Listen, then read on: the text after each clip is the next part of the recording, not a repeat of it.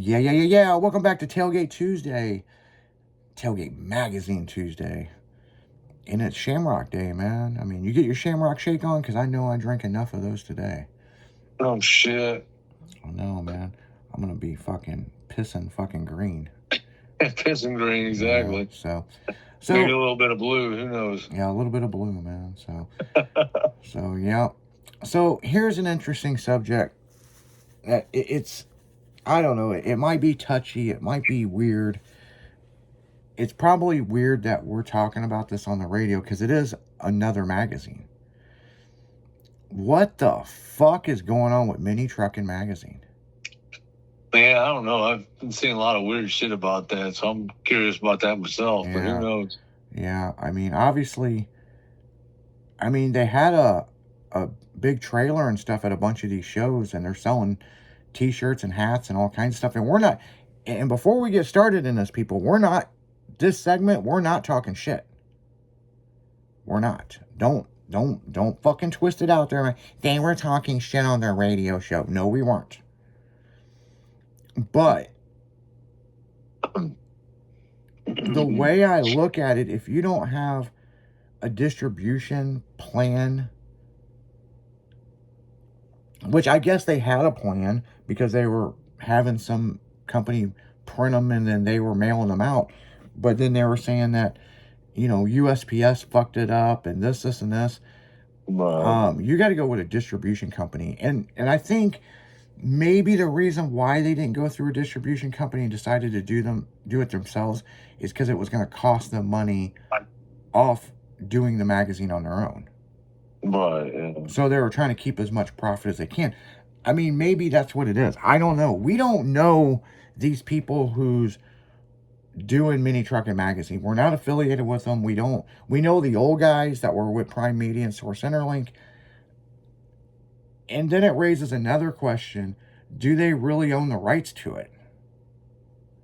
And it's so weird because I'm seeing all these little new groups like pop up on social media, and then Mini Truckin' Magazine, instead of Truckin', it's Trucking. Right. And it's like, and then I saw a couple other fucking mini truck I'm just like, dude, this is fucking weird, man. I mean, we're Tailgate Magazine. We're owned by In-Play Publications. So, I don't know. It's a weird thing. And then, you got Local Rides Magazine, which is a good magazine. They've been around for quite a while. I see, East Coast Styling Magazine. They've been around for a long time, but it seems like they're trying to do a big push. And since Tailgate Magazine, we made the announcement that we're coming back, I've seen a fuck ton of new magazines just pop up out of nowhere. A lot of competition. Yeah, and I don't know if they think... Here's my thing is, we don't have competition because we're a lifestyle men's magazine that one part of it is trucks and the other part's cars.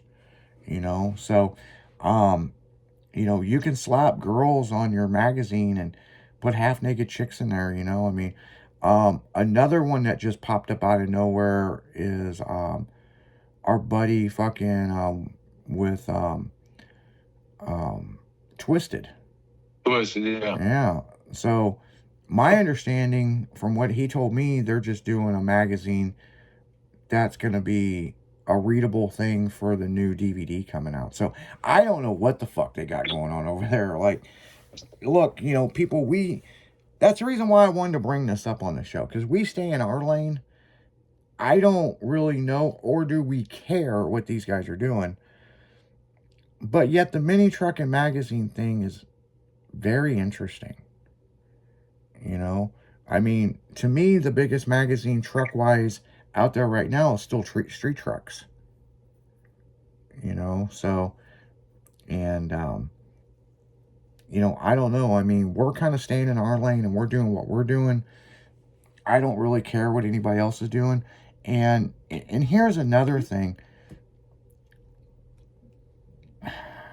How do I say this and not sound like a dick?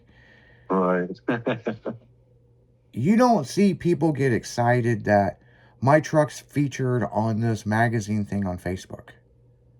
Right. So if you're a social media magazine, but you have no website, you have no physical magazine, you're not printing anything, and you're basically what, a blogger? I mean, that's kind of the way it looks, you know? Pretty much.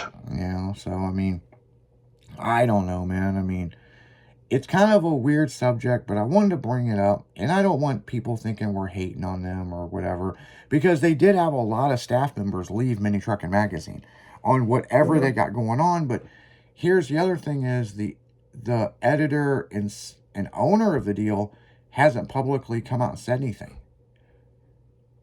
But yet people are still ordering subscriptions and they're still taking people's money, but then people are screaming that they're not getting their magazines.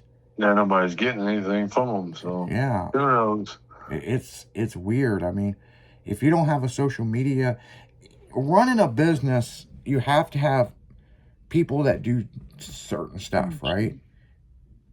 And it's like with my businesses, I have a social media director, I have an art department, I have this, got everything put into place. You know what I'm saying? We have different staff photographers. You know, I mean, it's a whole group fucking thing. But And you know, I get what you guys were doing, you know, like for mini truckers by mini truckers. And I'm just like, sounds like FUBU.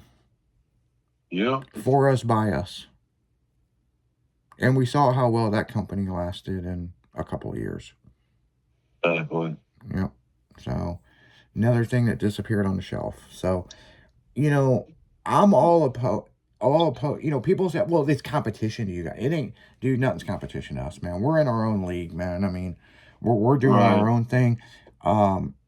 You do you, we're gonna do what we do and keep on trucking. Yeah, and if you like You the know? magazine back in the day, then it still got the same flavor. I mean, you know, and we're giving beer away with subscriptions, you know what I'm saying? Exactly. You know, Yeah. go to tailgatemag.com or highbeamsmag.com and, you know, we got the hoodies and t-shirts and koozie cups and all that shit up on the website. So, you know, go, you know, buy it up while supplies last. Because some of the stuff we're doing is limited edition stuff, you know. And we're not going to go. We got to constantly rotate it out, man. I mean, that's what we got to do. Got to keep it flowing. So, yeah. So, I don't know. I mean, I look at it like this. If you want to do a magazine and do this and do this and do this, then do it. You know, who's to stop you? Nobody. Only yourself. You know, I mean,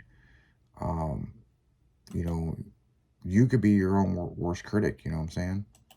Pretty much. So, I mean, I look at it like this. I mean, it just is what it is. You know, I mean, you know, I don't know. But on that note, I mean, that's pretty much what I wanted to talk about with this segment here at 8 o'clock. You know, it's, you know, just the different magazines, man. I mean, I'm all about somebody doing their thing. You know, it took 13 years for us to get this back up and going. Right. And so, you know, it just is what it is. You know what I'm saying? I mean, shit didn't happen overnight. It took 13 fucking years, people. And, you know, well, why did it take 13 years? Well, there was a lot of stuff, and I had other business going on. I didn't have time to dedicate to this, and some dumb motherfuckers bought up all the domain names. And so after InPlay purchased it, that was one of the biggest things is we had to wait these people out that bought it. One guy we contacted wanted 25 grand for one of the domain names. Yeah. And wasn't budging. And now that some shit's come to light, and I'm not going to say who the person was, but I now know pretty much 100% who this was, and it was somebody that was autistic.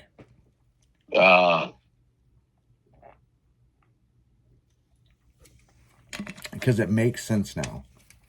Oh, sure. So yeah, yeah. Due to a recent comment on something, and somebody mentioned something, and it kind of makes sense. So All coming together now. yeah. So, but they didn't buy it from the, you know, publishing company. We did, Well, Right. InPlay did. So. But on that note, guys, we're gonna go right back into music. It's Shamrock Day, man. So find a fucking leprechaun and smack its ass and get its gold. We'll be right back after this.